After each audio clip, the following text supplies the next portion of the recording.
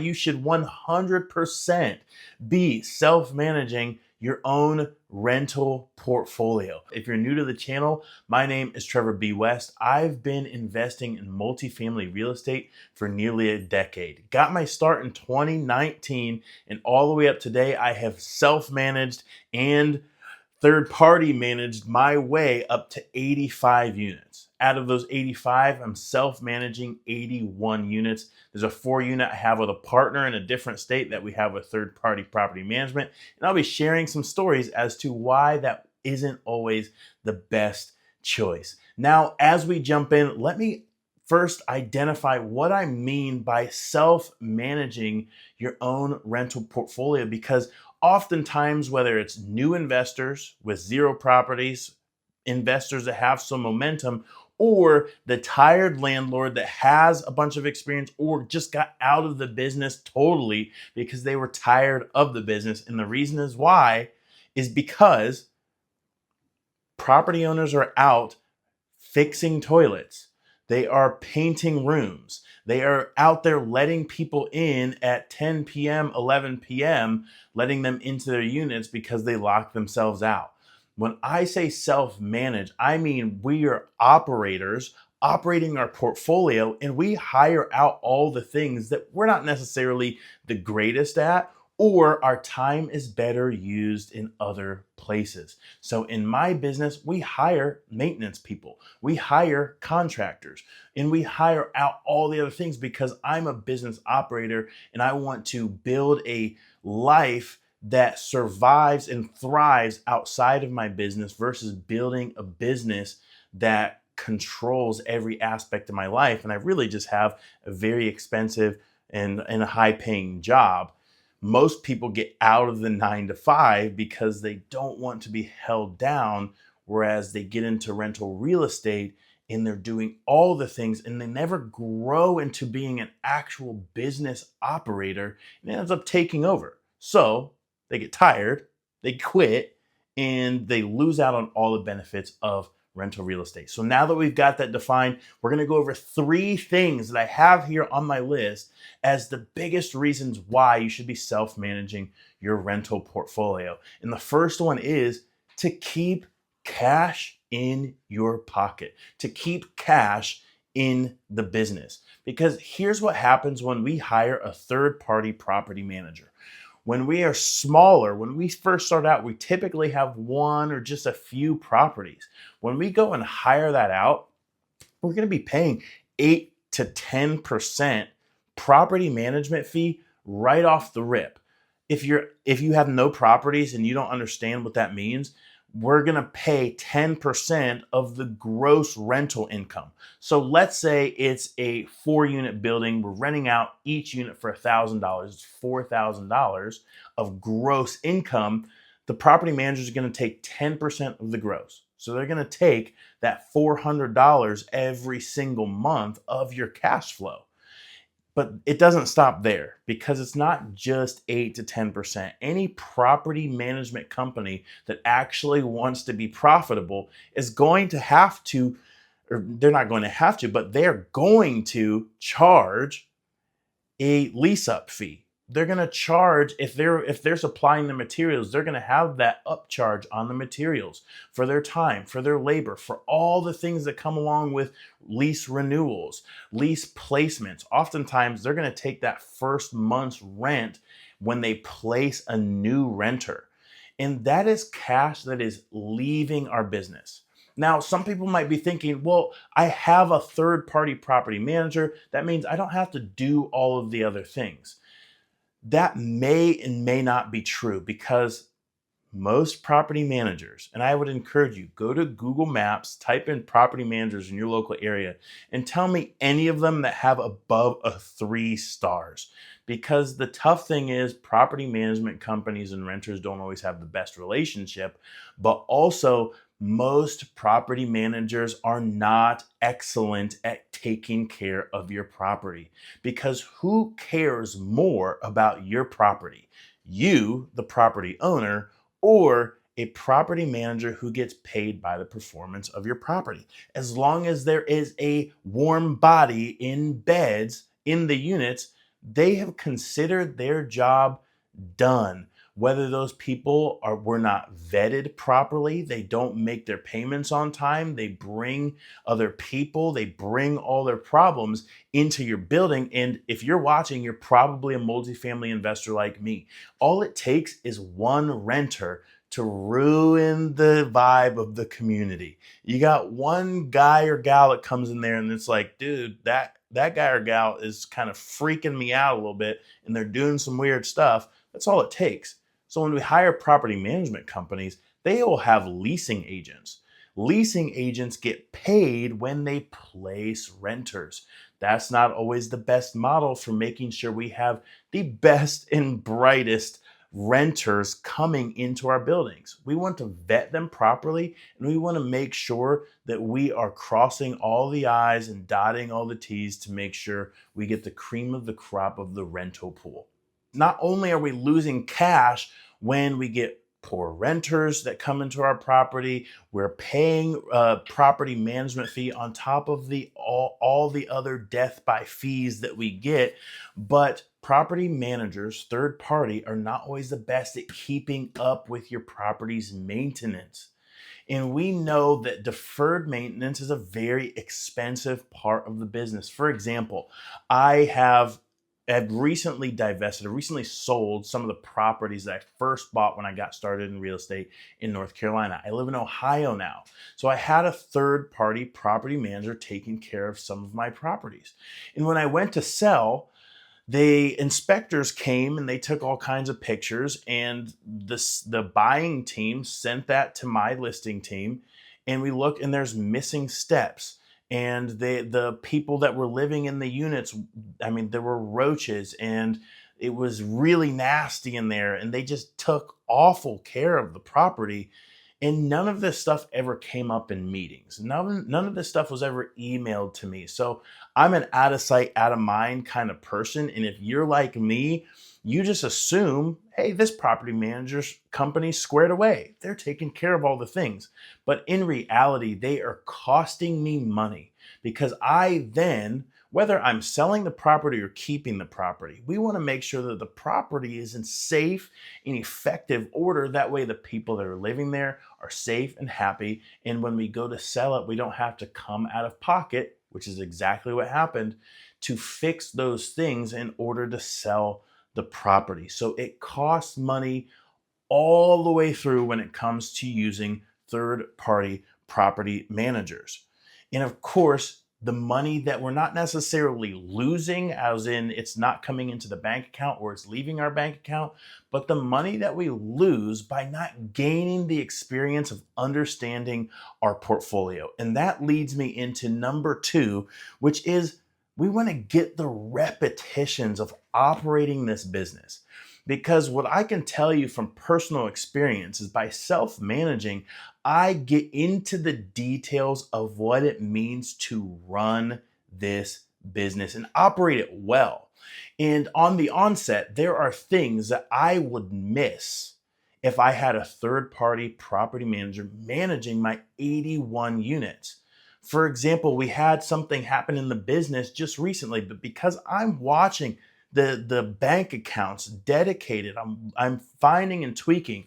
I'm using the software that we have on the property management side, and I'm lining up with our bank accounts, and we noticed a discrepancy. That might not have happened, or it might have slipped through the cracks for even longer had I had a property manager managing the rental income.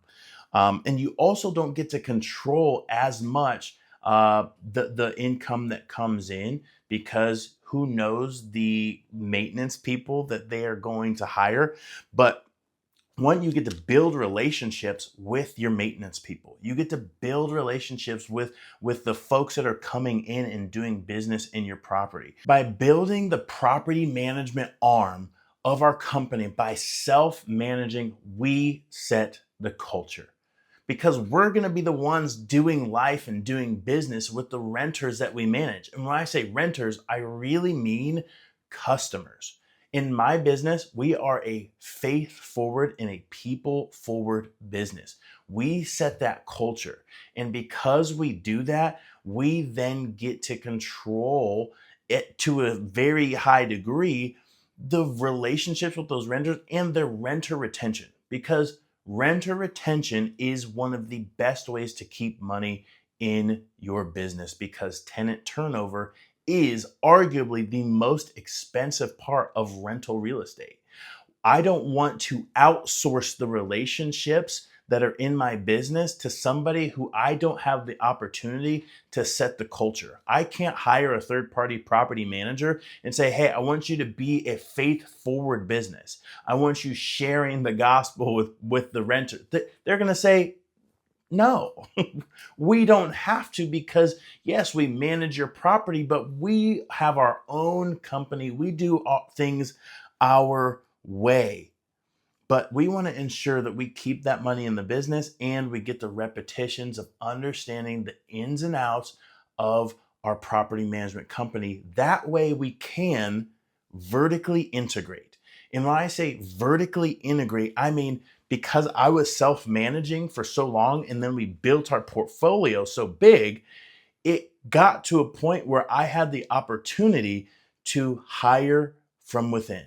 I went and I hired my first W-2 employee. So she's my direct employee and she is the property manager. She is only managing our 81 to 85 units. And we again get to set that culture. Instead of having to hire out, she's the one that goes out and does the showings. She's the one that's in constant communication with our renters, building those relationships. She's the one that makes and sets appointments with our vendors and our contractors. And she keeps the continuity of how I lead with a faith and people first mentality. She carries with her as a representative of me into the marketplace, into our property portfolio. That way we continue to just have a seamless integration of how we manage our properties and just continue to build relationships. And as we continue to grow, we're going to be able to add new members to our team, because the likelihood of me ever not buying real estate, unless God tells me no, your boy is going to keep buying real estate. Now, that doesn't always mean that we need to hire actual people. As you probably recognize, there is an AI revolution happening in our midst. And so one of the things that we're working on in our business is how can we utilize artificial intelligence to do a lot of the computer work, a lot of the background admin work, instead of going and hiring, whether it be an executive assistant or leasing agents or other things like that. However, because I have an ambassador, a property manager, a W-2 employee that works directly with me, that enables us to have a speed and efficiency that will not just compete with third-party property managers, but blow them out of the water. So put yourself in a renter's position. Maybe you have had some experience with a property management company. I know I have. I've lived in a building where property managers, even nice places, are, I mean, they're just garbage. They don't answer maintenance calls when you need them to. They're rude, they're arrogant, and they just simply don't care. So in my business, my speed efficiency, it dominates in our local market, because we have that personal touch. When they reach out to my team, they get my property manager. They get that continual, steady voice that is going to get things handled quickly, which leads to my third point, which is that speed, that efficiency, which ultimately leads to renter retention. Because my property manager builds those strong relationships, not just with our renters, but with our vendors and maintenance people, we get those maintenance orders handled very quickly and efficiently. And because we do those things, because the renters can trust that when they bring up an issue, when they submit a maintenance request, we're going to get it done, man, those renters are going to want to stay. They're going to want to, and again, caveat, those renters, AKA our customers. We want our customers coming back year after year. excited to sign another 12-month lease. Not so we can keep them prisoner, but because we want them to enjoy living in our buildings, and we want renters that enjoy living in our buildings. It makes the process way easier because we do not want to get in this journey. We don't want to get to our 40s, our 50s, our 60s, our 70s and be one of those people that said, I just couldn't take it anymore. I got rid of everything. I fire sold all of my properties and it was worth every second of selling them. I wish I never got into real estate, da, da, da, da, da, da, da. You've probably heard this from somebody.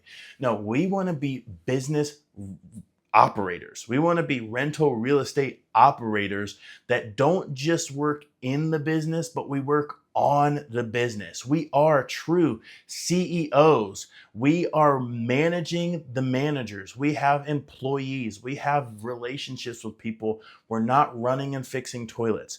We are not running and taking care of maintenance orders. We are not doing any of those things. We are building something that will last long beyond our years. If God forbid, something were to happen to me and I wasn't able to run my business, it would continue on. My business as it stands right now would continue on without me. And that is a really huge accomplishment in rental real estate or in any business. Could I step away? Could I go on vacation?